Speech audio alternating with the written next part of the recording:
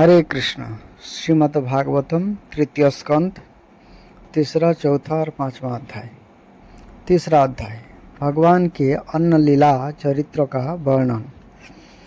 श्री उद्धव जी कहते हैं, इसके बाद श्री कृष्ण अपने माता पिता देवकी वासुदेव को सुख पहुंचाने की इच्छा से बलदेव जी के साथ मथुरा पधारे और उन्होंने शत्रु समुदाय के स्वामी कंस को ऊंचे सिंहासन से नीचे पटकाकर तथा उसके प्राण लेकर उसकी लाशों को बड़े जोर से पृथ्वी पर घसीटा।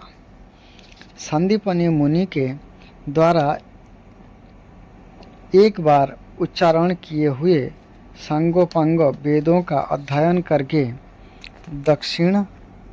दक्षिणा स्वरूप उनके मरे हुए पुत्र को पंचजन नामक राक्षस के पेट से जमपुरी से लाकर दे दिया। भीष्मक नंदिनी रुक्मिणी के सौंदर्य से अथवा रुक्मिणी के बुलाने से जो शिशुपाल और उसके सहायक यहाँ आए हुए थे, उनके सिर पर पैर रखकर गंधर्व विधि के द्वारा विवाह करने के लिए अपने नित्य संगिनी रुक्मिणी को ये वैसे ही हरण कर लिए जैसे गरुड़ अमृत कलश को ले आए थे। स्वयंवर में 7 बिना नाथे हुए बेलों को नाथ कर नाग्नजितों अर्थात सत्या से विवाह किया। इस प्रकार मान भंग हो जाने पर मूर्ख राजाओं ने शस्त्र उठाकर राजकुमारी को छीनना चाहा। तब भगवान श्री कृष्ण ने स्वयं बिना घायल हुए अपने शस्त्रों से उन्हें मार डाला। भगवान विषयी पुरुषों की सी लीला करते हुए अपनी प्राण प्रिया सत्यभामा को प्रसन्न करने की इच्छा से उनके लिए स्वर्ग से कल्प वृक्ष उखाड़ लाए। उस समय इंद्र ने क्रोध से अंधे होकर अपने सैनिकों सहित उन पर आक्रमण कर दिया, क्योंकि वह निश्चय ही अपने स्त्रियों को कीड़ा मृग बना हुआ है। अपने विशाल डोल से आकाश को भी ढक देने वाले अपने पुत्र भौमासुर को भगवान के हाथ से मरा हुआ देखकर पृथ्वी ने जब उनसे प्रार्थना की, तब उन्होंने भौमासुर के पुत्र भगदत्त को उसका बचा हुआ राज्य देकर उसके अंतपुर में प्रवेश किया। यहाँ भौमासुर द्वारा हर कर लाई गई बहुत सी राजकन्याएं थीं। वे दीनबंधु श्री कृष्णचंद्र को देखते ही खड़ी हो गई और सबने महान हर्ष, लज्जा एवं प्रेम पूर्ण चितवन से तत्काल ही भगवान को प्रतिरूप में वरण कर लिया। तब भगवान ने अपनी निज शक्ति जोग माया से उन ललनाओं के अनुरूप उतने ही रूप धारण कर उन सब का अलग अलग महलों में एक ही मुहूर्त में विधिवत प्राणी ग्रहण किया। अपनी लीला का विस्तार करने के लिए उन्होंने उनमें से प्रत्येक के गर्भ से सभी गुणों में अपने ही समान 10-10 पुत्र उत्पन्न किए। जब कालयवन, जरासंध और शाल्यादि ने अपनी सेनाओं से मथुरा और द्वारकापुरी को घेरा था, तब भगवान ने निज जन को अपनी अलौकिक शक्ति देकर उन्हें स्वयं मरवाया था। शंबर, दिवित, बाणासुर, मूर, बल्लभ तथा दंतवक्र आदि अन्य योद्धाओं में से भी किसी को उन्होंने स्वयं मारा था और किसी को दूसरे से मरवाया। इसके बाद उन्होंने आपके भाई धृतराष्ट्र और पांडु के पौत्रों का पक्ष लेकर आए हुए राजाओं का भी संहार किया, जिनके सेना सहित कुरुक्षेत्र में पहुंचने पर पृथ्वी डगमगाने लगी थी। कर्ण, दुशासन और शकुनी की खोटी सलाह से जिसकी आयु और श्री दोनों नष्ट हो चुकी थी, तथा भीमसेन की गदा से जिसकी जांग टूट चुकी थी, उस दुर्योधन की आपने साथियों के सहित पृथ्वी पर पड़ा देखकर भी उन्हें प्रसन्नता न हुई। वे सोचने लगे, यदि द्रोण, भीष्म, अर्जुन और भीमसेन के द्वारा इस 18 अक्षौहिणी सेना का विपुल संहार हो भी गया तो इससे पृथ्वी का कितना भार हल्का हुआ। अभी तो मेरे अंश रूप प्रद्युम्न आदि के बल से बड़े हुए यादवों का दुस्सह दल बना ही हुआ है। जब ये मधुपान से मतवाले हो लाल लाल आंखें करके आपस में लड़ने लगेंगे तब उससे ही इनका नाश होगा। इसके सिवा और कोई उपाय नहीं है। असल में मेरे संकल्प करने पर ये स्वयं ही अंतर्ध्यान हो जाएंगे। यह सोचकर भगवान ने युधिष्ठिर को अपनी पैतृक राजगद्दी पर बैठाया और अपने सभी सागे संबंधियों को सत्पुरुषों का मार्ग दिखाकर आनंदित किया। उत्तरा के उदर में जो अभिमन्यु ने पुरु वंश का बीज स्थापित किया था वह भी अश्वत्थामा के ब्रह्मास्त्र से नष्ट सा हो चुका था, किंतु भगवान ने उसे बचा लिया। उन्होंने धर्मराज युधिष्ठिर से 3 अश्वमेध यज्ञ करवाए और वे भी श्री कृष्ण के अनुगामी होकर अपने छोटे भाइयों की सहायता से पृथ्वी की रक्षा करते हुए बड़े आनंद से रहने लगे। विश्वात्मा श्री भगवान ने भी द्वारकापुरी में रहकर लोक और वेदों की मर्यादा का पालन करते हुए सब प्रकार के भोग भोगे, किंतु सांख्य योग की स्थापना करने के लिए उनमें कभी आसक्त नहीं हुए। मधुर मुस्कान, स्नेहमयी चितवन, सुधामयी वाणी, निर्मल चरित्र तथा समस्त शोभा और सुंदरता के निवास अपने से विग्रह से लोक परलोक और विशेषतया यादवों को आनंदित किया तथा रात्रि में अपनी प्रियाओं के साथ क्षणिक अनुराग युक्त होकर स्वयंचित विहार किया और इस प्रकार उन्हें भी सुख दिया। इस तरह बहुत वर्षों तक विहार करते करते उन्हें गृहस्थ आश्रम संबंधी भोग सामग्रियों से वैराग हो गया।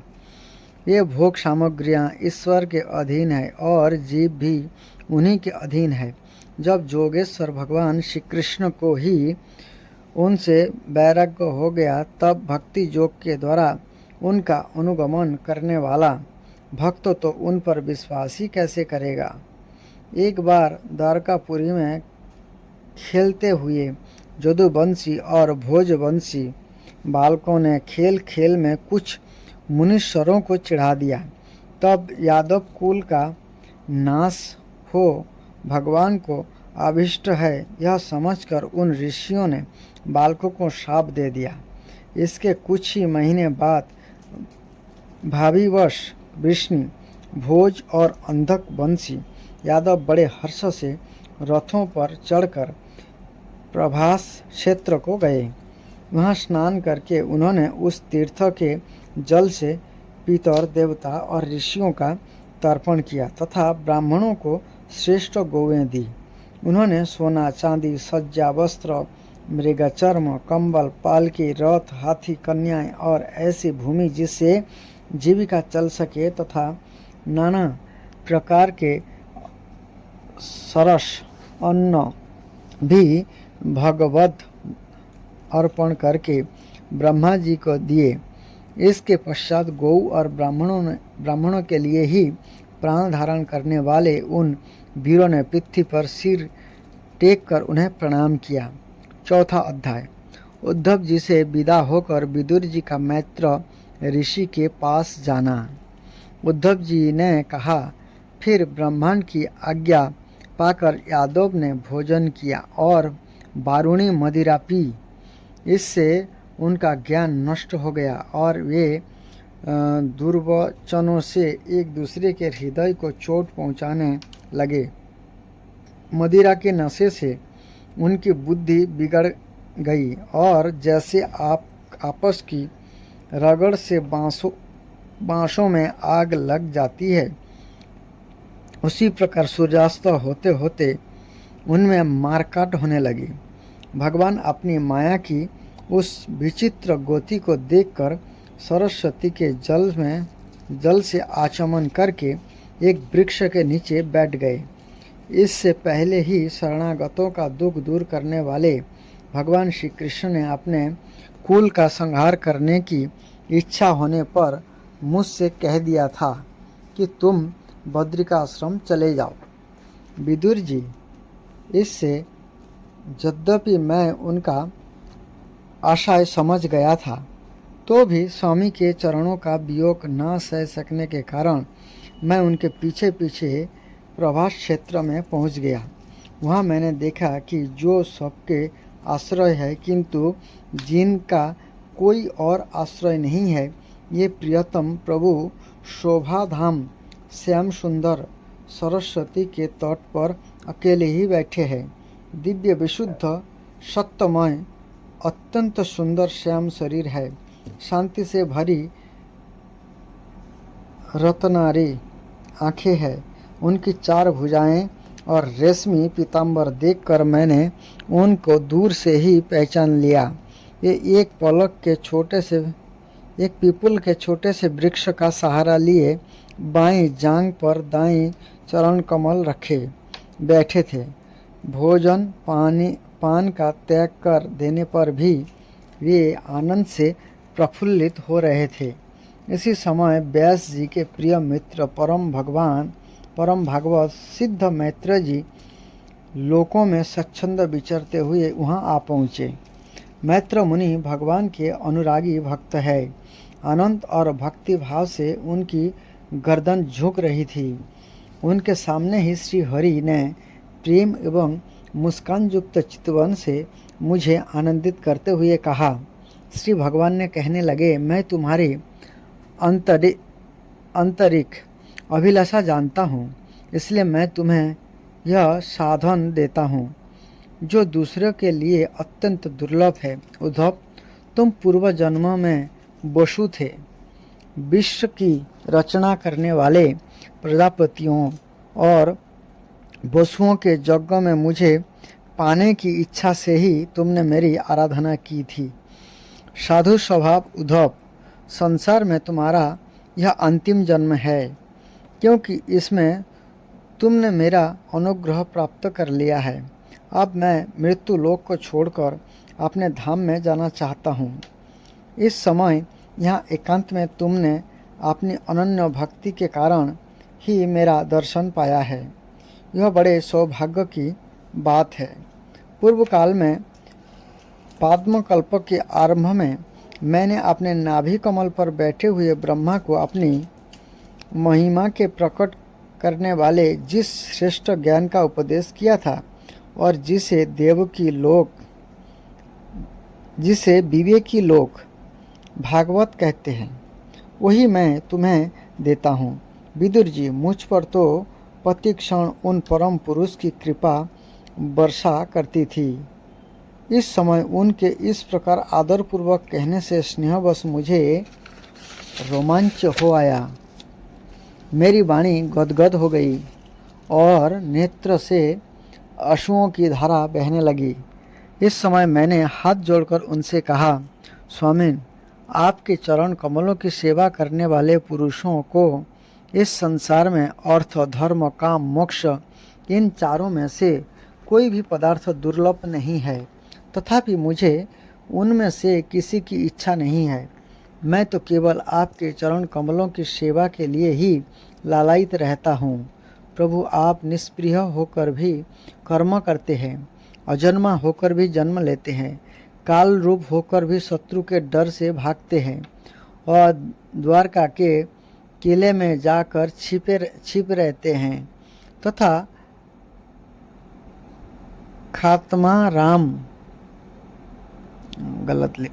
आत्मा राम होकर भी 16,000 स्त्रियों के साथ रमण करते हैं।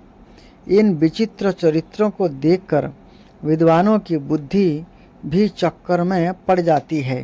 देव, आपका स्वरूप ज्ञान सर्वथा अबाध और अखंड है, फिर भी आप सलाह लेने के लिए मुझे बुलाकर जो भोले मनुष्यों की तरह बड़ी सावधानी से मेरी सम्मति पूछा करते थे, प्रभु, आपकी यह लीला मेरे मन को मोहित सा कर देती है। स्वामी, आपके स्वरूप का गूढ़ रहस्य प्रकट करने वाला जो श्रेष्ठ एवं समग्र ज्ञान आपने ब्रह्मा जी को बतलाया था, वह यदि मेरे समझने योग्य हो तो मुझे भी सुनाइए, जिससे मैं भी इस संसार दुख को सुगमता से पार कर जाऊं।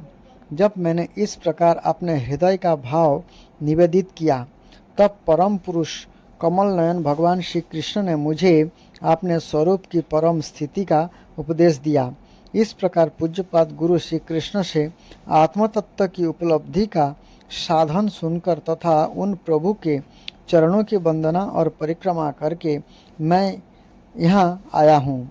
इस समय उनके विरह से मेरा चित्त अत्यंत व्याकुल हो रहा है। विदुर जी, पहले तो उनके दर्शन पाकर मुझे आनंद हुआ था, किंतु आप तो मेरे हृदय को उनकी विरह व्यथा अत्यंत पीड़ित कर रही है। अब मैं उनके प्रिय क्षेत्र बद्रिका आश्रम को जा रहा हूँ। यहाँ भगवान श्री नारायण देव और नर, ये दोनों ऋषि लोगों पर अनुग्रह करने के लिए दीर्घकालीन सौम्य दूसरे को सुख पहुँचाने वाली एवं कठिन तपस्या कर रहे हैं। श्री सुखदेव जी कहते हैं, इस प्रकार उद्धव जी के मुख से अपने प्रिय बंधुओं के विनाश का असह्य समाचार सुनकर परम ज्ञानी विदुर जी को जो शोक उत्पन्न हुआ, उसे उन्होंने ज्ञान द्वारा शांत कर दिया। जब भगवान श्री कृष्ण के परिकरों में प्रधान महाभागवत उद्धव जी बद्रिका आश्रम की ओर जाने लगे, तब कुरुश्रेष्ठ विदुर जी ने श्रद्धापूर्वक उनसे पूछा। विदुर जी ने कहा, उद्धव जी, योगेश्वर भगवान श्री कृष्ण अपने स्वरूप के गूढ़ रहस्य को प्रकट करने वाला जो परम ज्ञान आपसे कहा था, यह आप हमें भी सुनाइए, क्योंकि भगवान के सेवक तो अपने सेवकों का कार्य सिद्ध करने के लिए ही विचारा करते हैं। उद्धव जी ने कहा, उस तत्व ज्ञान के लिए आपको मुनिवर मैत्र जी की सेवा करनी चाहिए। इस मृत्यु लोक को छोड़ते समय मेरे सामने स्वयं भगवान ने ही आपको उपदेश करने के लिए उन्हें आज्ञा दी थी। श्री सुखदेव जी कहते हैं, इस प्रकार विदुर जी के साथ विश्वमूर्ति भगवान श्री कृष्ण के गुणों की चर्चा होने से उस कथामृत के द्वारा उद्धव जी का वियोग जनित महान ताप शांत हो गया। जमुना जी के तीर पर उनकी वह रात्रि एक क्षण के समान बीत गए। फिर प्रातःकाल होते ही वे वहाँ से चल दिए। राजा परीक्षित ने पूछा, भगवान, वृष्णिकुल और भोजवंशी के सभी रथी और जूतपतियों के भी जूतपति नष्ट हो गए थे। यहाँ तक के त्रिलोक की नाथ श्री हरि को भी अपना यह रूप छोड़ना पड़ा था। फिर उन सब के मुखिया उद्धव जी ही कैसे बचे रहे। श्री सुखदेव जी ने कहा, जिनकी इच्छा कभी व्यर्थ नहीं होती, उन श्री हरि ने ब्रह्मा जी के सांप रूप काल के बहाने अपने कुल का संहार कर अपने श्री विग्रह को त्यागते समय विचार किया। अब इस लोक से मेरे चले जाने पर संयमी शिरोमणि उद्धव ही मेरे ज्ञान को ग्रहण करने के सच्चे अधिकारी है। उद्धव मुझसे अनुमात्र भी कम नहीं है, क्योंकि ये आत्मजोई है, विषयों से कभी विचलित नहीं हुए। अतः लोगों को मेरे ज्ञान की शिक्षा देते हुए ये वहीं रहे। वेदांत के मूल कारण जगतगुरु श्री कृष्ण के इस प्रकार आज्ञा देने पर उद्धव जी बद्रिका आश्रम में जाकर समाधि योग द्वारा श्री हरि की आराधना करने लगे। कुरुश्रेष्ठ परीक्षित, परमात्मा श्री कृष्ण ने लीला से ही अपना श्री विग्रह प्रकट किया था और लीला से ही उसे अंतर्ध्यान भी कर दिया। उनका यह अंतर्ध्यान होना भी धीर पुरुषों का उत्साह बढ़ाने वाला तथा दूसरे पशुतुल्य अधीर पुरुषों के लिए अत्यंत दुष्कर था। परम भागवत उद्धव जी के मुख से उनके प्रशंसनीय कर्मों और इस प्रकार अंतर्ध्यान होने का समाचार पाकर तथा यह जानकर कि भगवान ने परम धाम जाते समय मुझे भी स्मरण किया था, विदुर जी उद्धव जी के चले जाने पर प्रेम से विह्वल होकर रोने लगे। इसके पश्चात सिद्ध शिरोमणि विदुर जी यमुना तट से चलकर कुछ दिनों में गंगा जी के किनारे जा पहुँचे, जहाँ श्री मैत्र जी रहते थे। 5वां अध्याय विदुर जी का प्रश्न और मैत्र जी का सृष्टि क्रम वर्णन। श्री सुखदेव जी कहते हैं, परम ज्ञानी मैत्र मुनि हरिद्वार क्षेत्र में विराजमान थे। भगवत भक्ति से शुद्ध हुए हृदय वाले विदुर जी उनके पास जा पहुँचे और उनके साधु स्वभाव से आप्यायित होकर उन्होंने पूछा। विदुर जी ने कहा, भगवान, संसार में सब लोग सुख के लिए कर्म करते हैं, परंतु उनसे ना तो उन्हें सुख ही मिलता है और ना उनका दुख ही दूर होता है, बल्कि उससे भी उनके दुख की वृद्धि ही होती है। अतः इस विषय में क्या करना उचित है, यह आप मुझे कृपा करके बतलाइए। जो लोग दुर्भाग्यवश भगवान श्री कृष्ण से विमुख, अधर्मपरायण और अत्यंत दुखी है, उन पर कृपा करने के लिए ही आप जैसे भाग्यशाली भगवत भक्त संसार में विचरा करते हैं। साधु शिरोमणि, आप मुझे उस शांतिप्रद साधना का उपदेश दीजिए जिसके अनुसार आराधना करने से भगवान अपने भक्तों के भक्तिपुत हृदय में आकर विराजमान हो जाते हैं और अपने स्वरूप का आप अपरोक्ष अनुभव करने वाला सनातन ज्ञान प्रदान करते हैं। त्रिलोक के नियंता और परम स्वतंत्र श्रीहरि अवतार लेकर जो जो लीलाएं करते हैं, जिस प्रकार अकर्ता होकर भी उन्होंने कल्प के आरंभ में इस सृष्टि की रचना की, जिस प्रकार इसे स्थापित कर वे जगत के जीवों की जीविका विधान करते हैं, फिर जिस प्रकार इसे अपने हृदय कमलों में लीन कर वृत्ति शून्य हो जोग माया का आश्रय लेकर शयन करते हैं, और जिस प्रकार ये जोगेश्वरेश्वर प्रभु एक होने पर भी इस ब्रह्मांड में अंतर्जामी रूप में अनुप्रविष्ट होकर अनेकों रूपों में प्रकट होते हैं, यह सब रहस्य आप हमें समझाइए। ब्राह्मण, गौ और देवताओं के कल्याण के लिए जो अनेकों अवतार धारण करके लीला से ही नाना प्रकार के दिव्य कर्म करते हैं, वे ही हमें सुनाइए। यशस्वियों के मुकुटमणि श्री हरि के लीलामृत का पान करते करते हमारा मन तृप्त नहीं होता।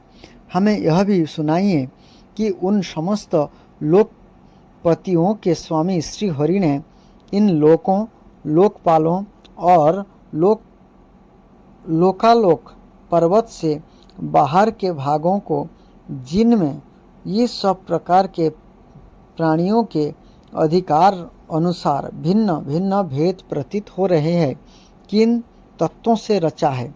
द्विजवर, उन विश्वकर्ता स्वयंभू श्री नारायण ने अपनी प्रजा के स्वभाव, कर्म, रूप और नामों के भेद की किस प्रकार रचना की है।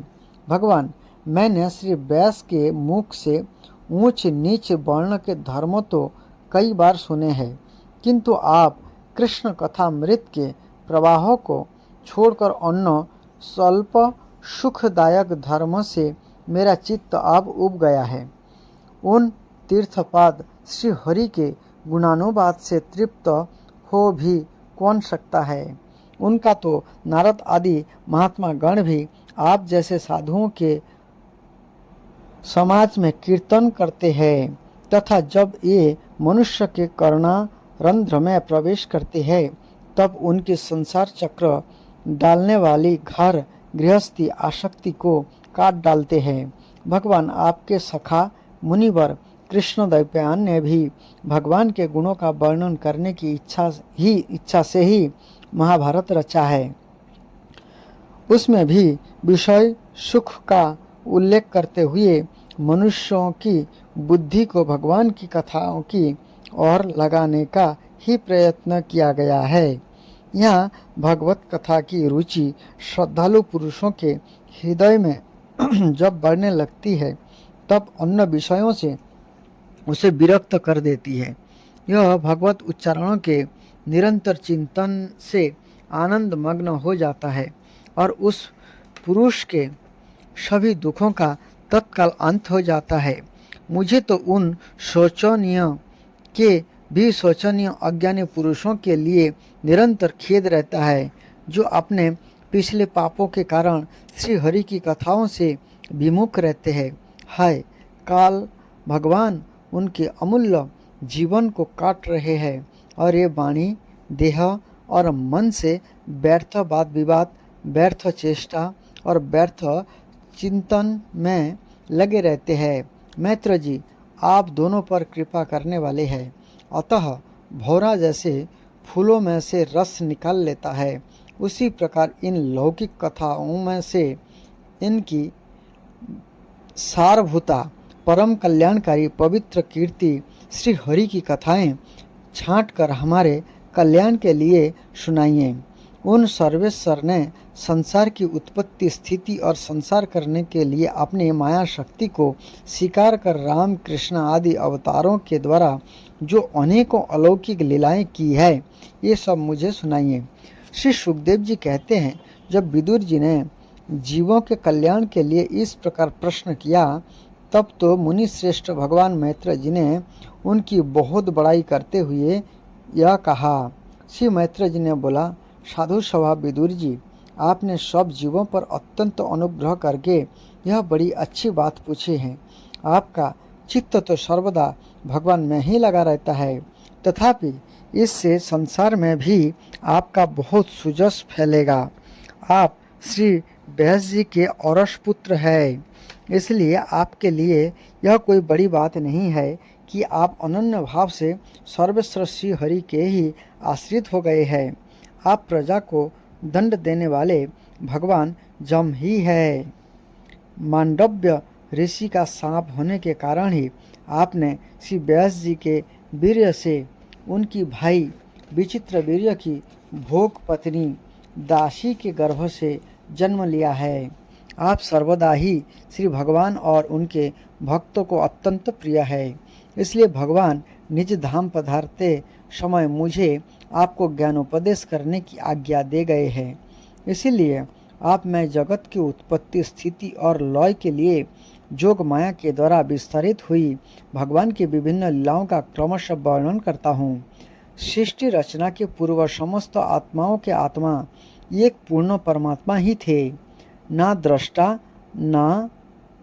था, ना दृश्य। सृष्टि काल में अनेक वृत्तियों के भेद से जो अनेकता दिखाई पड़ती है, ये भी वही थे, क्योंकि उनकी इच्छा अकेले रहने की थी। वे भी दृष्टा होकर देखने लगे, परंतु उन्हें दृश्य दिखाई नहीं पड़ा, क्योंकि उस समय वे ही अद्वितीय रूप से प्रकाशित हो रहे थे। ऐसे अवस्था में वे अनेकों असत के समान समझने लगे। ऐसे अवस्था में वे अपने को असत के समान समझने लगे। वस्तुतः ये असत नहीं थे, क्योंकि उनकी शक्तियाँ ही सोई थी, उनके ज्ञान का लोप नहीं हुआ था।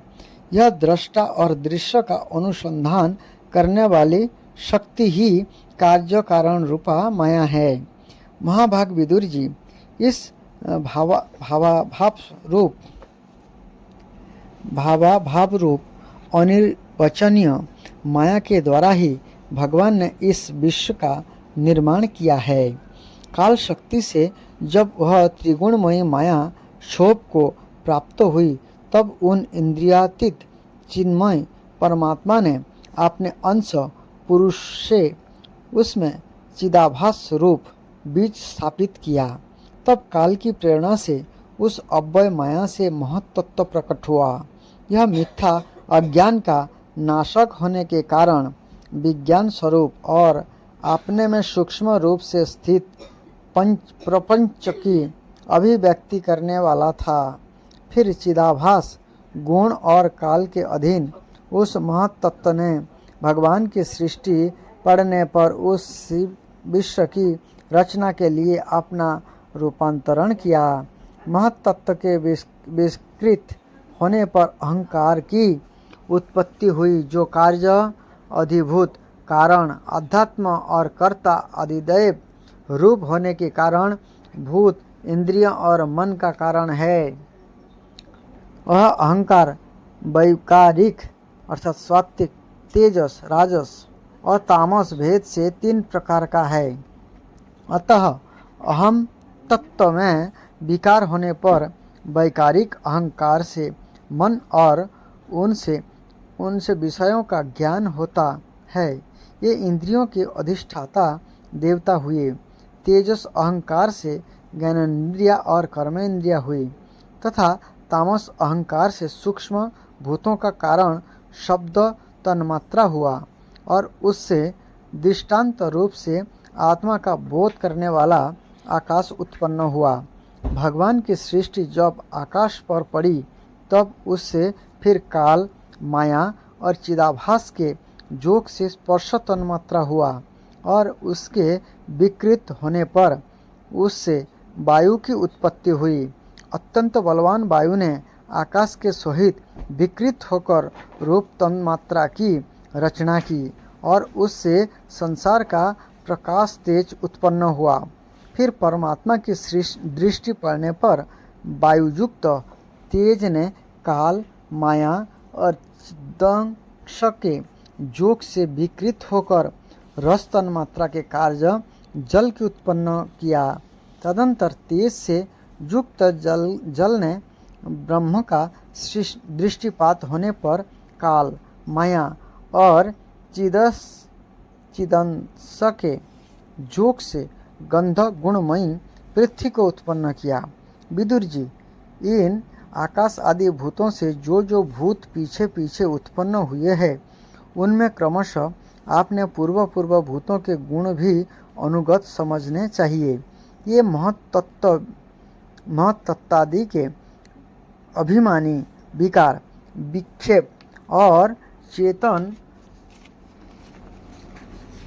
चेतनांश विशिष्ट देवगण श्री भगवान के ही अंश है, किंतु पृथक पृथक रहने के कारण जब वे विश्व रचना रूप अपने कार्य में सफल नहीं हुए तब हाथ जोड़कर भगवान से कहने लगे। देवता ने कहा, देव, हम आपके चरण कमलों की वंदना करते हैं।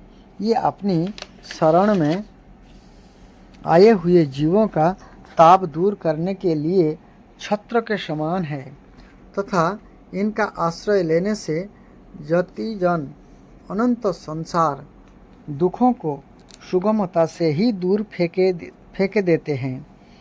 जगतकर्ता जगदीश्वर इस संसार में ताप त्रय से व्याकुल होने के कारण जीवों को जरा भी शांति नहीं मिलती। इसलिए भगवान, हम आपके चरणों की ज्ञानमयी छाया का आश्रय लेते हैं।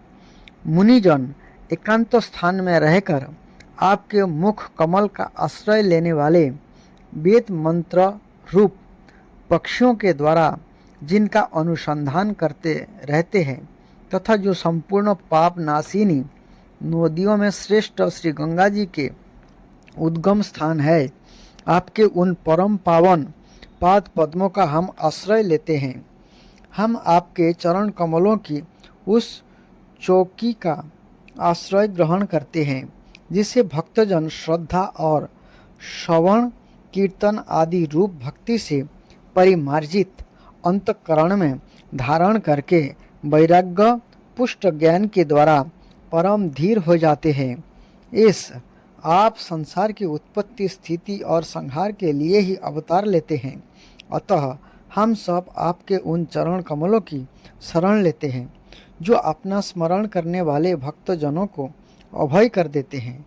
जिन पुरुषों का देह गेह तथा उनसे संबंध रखने वाले अन्य तुच्छ पदार्थों में अहंता, ममता का दृढ़ दुराग्रह है, उनके शरीर में आपके अंतर्जामी रूप से रहने पर भी जो अत्यंत दूर है, उन्हीं आपके चरण नारबिंदों को हम भजते हैं।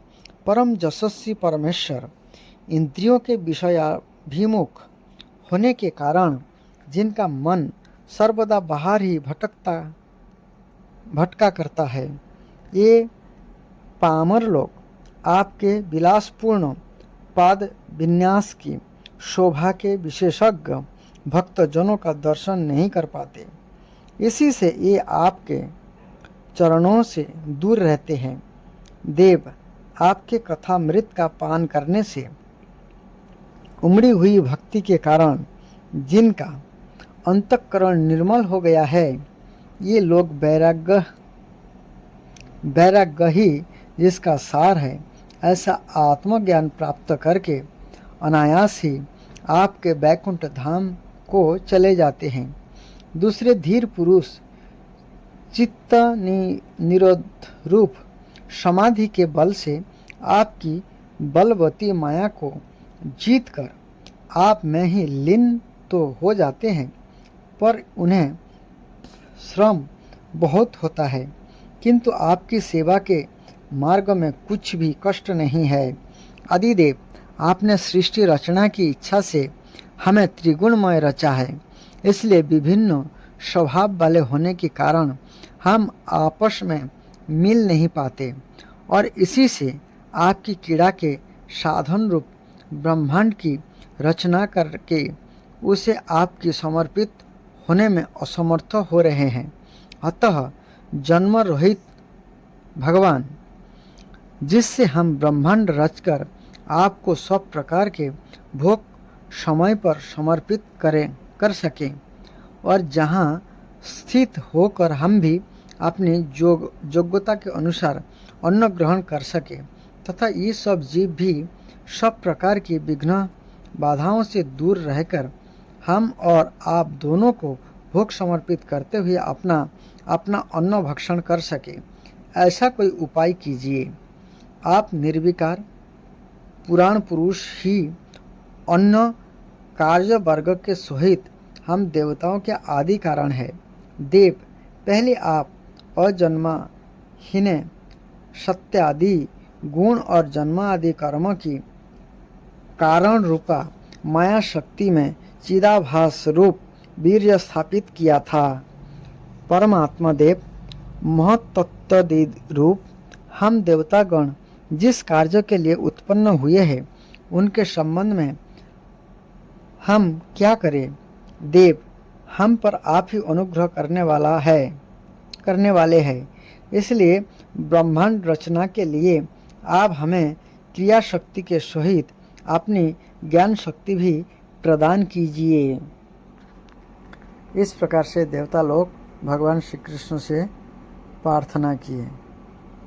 हरे कृष्ण कृष्ण कृष्ण हरे हरे, हरे राम राम राम हरे हरे।